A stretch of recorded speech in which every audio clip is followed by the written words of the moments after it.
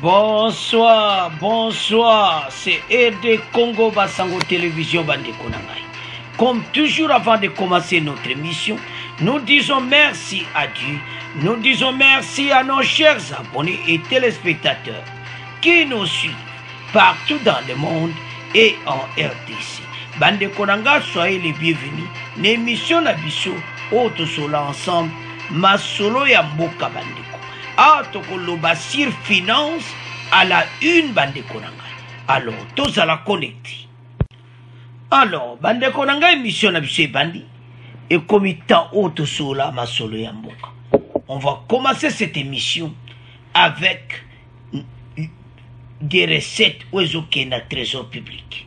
Des milliards de dollars Bandeko. Performance des régimes financiers de la RDC. Beaucoup yoka directeur à DGI, directeur à DGR, donc zo kapela bazo sala boulot na douane, donc kitoko, na ba impôt, kitoko. Les directeurs généraux des régimes financiers félicités par les ministres des Finances pour leur performance fin d'avril 2022. Bandeko, ba triplé même. Donc, ceux qui ont talandé Moussa les Salama kitoko. To féliciter Alingete, to féliciter ba Dejoyo parce que ba yebiete bo bazala kiwana bazana makala. On sommes mon bandiko. Les directeurs généraux des régimes financiers DGI, DGDA et DGRAD ont reçu les félicitations et encouragements de leur ministre titel Nicolas Kazadi des Finances pour l'accroissement des recettes à l'échéance fiscale du mois d'avril. Mois d'avril, il y a Pamba. Ce qui est yoki bolo, mais Bandeko, Basako Tonga Mboka. Boebi, et loko ese baboma, pona kola musango ezaka musala. Et on te félicite le gouvernement. Bazo travailler des jours et nuits, bazo la late pona Mboka. Si vous avez un Congolais, il faut un discours. Non. Et c'est sous le temps. Il faut que yebaka ou ezoleka.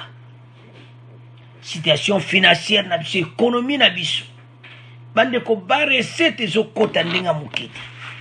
Alors, tellement qu'il va milliards de dollars ezoleka. Alors, bandeko ba DG oyo ba telemi balobi.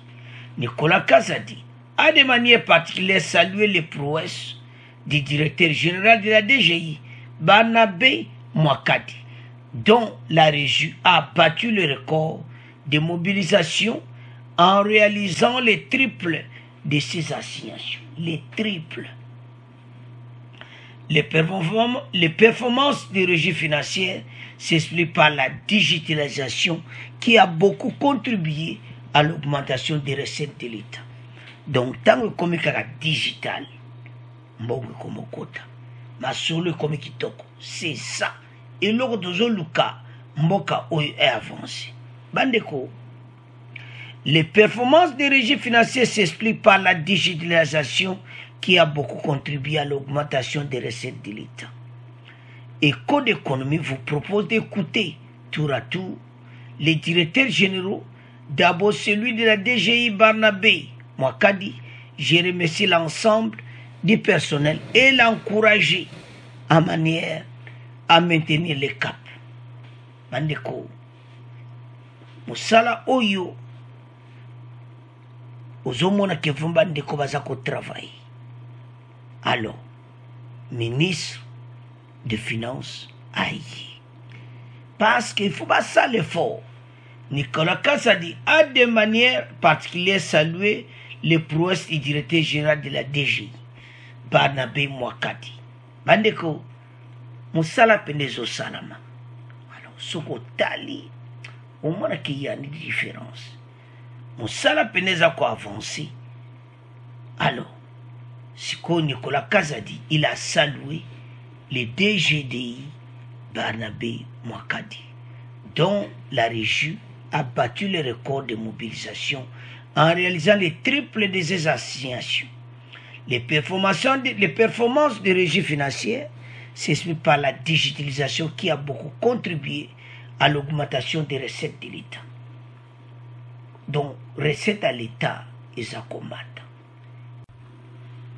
Alors, bande konanga et committant toujours quoi avancer parce que Nicolas Kazadi a félicité Bango.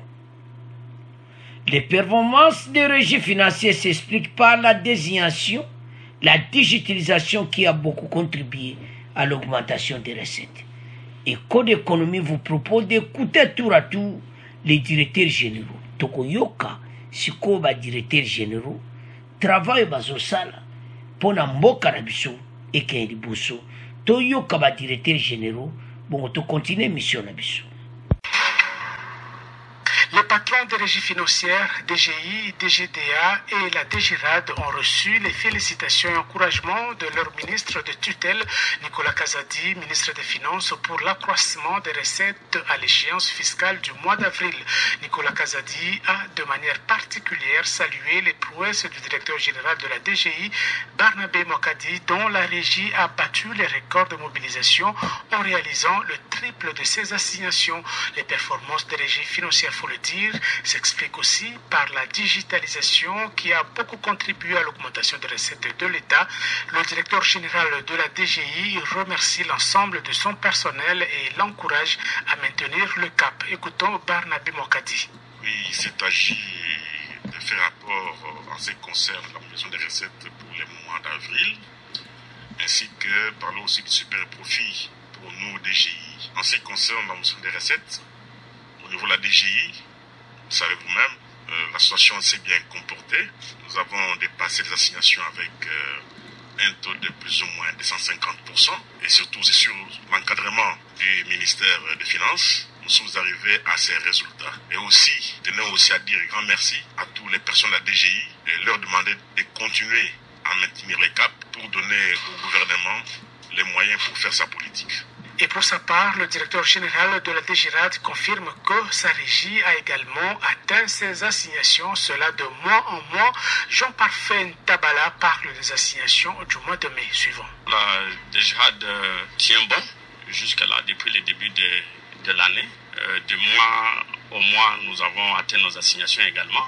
Pour le mois de mai, nous avons des projections de 207 milliards. Nous espérons que nous allons les réaliser avec les stratégies mises en place pour ressasser tout ce qu'il y a eu comme reste à recouvrer pour obtenir des paiements de tous les dossiers qui sont en contentieux. Et nous espérons donc qu'avec tout ça, les échéances régulières, nous pourrons atteindre ces assignations. Le 15e fois. Alors, Tolani Bissognon sur directeur, il y a DGI. Na dégrade. Ils ont reçu les félicitations bandiko. Parce que la performance na bango pene salami kito. Et Code d'économie vous propose d'écouter tour à tour les directeurs généraux. D'abord celui de la DGI, Barnabé Mokadi, qui remercie ensemble du personnel, l'encourage à maintenir le cap Tolandiwana. Bah, vraiment à féliciter l'équipe Moubimba. Na travaux bazosal.